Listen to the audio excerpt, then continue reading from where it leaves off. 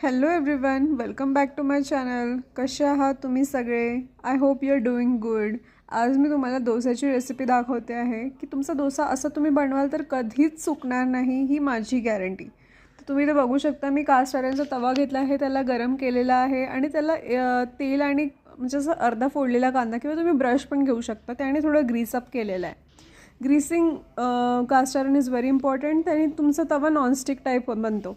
मग थोडं थोडं पाणी शिंपायचं, असं थोडं हलकं वेपराईज व्हायला लागलं म्हणजे समजायचं की तुमचा तवा प्रॉपरली ग्रीस झालेला आहे.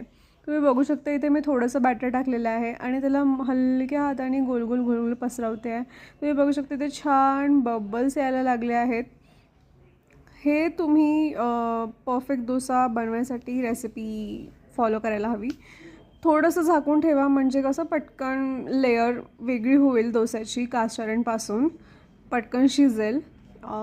ते झालं थोड्या वेळ की तुम्ही साईड्स त्याचे स्क्रेप आउट करा स्टार्टिंगला, आणि जिकडून निघायला लागलं तिकडून थोडं थोड्याने सराडा यूज करून थोडं थोडं अजून काढा, म्हणजे प्रॉपरली न तुटता तुमचा डोसा वेगळा होईल. ते इथे मी तीच प्रोसेस फॉलो केलेली आहे. एकदम जाळीदार, क्रिस्पी आणि छान डोसा बनलेला आहे.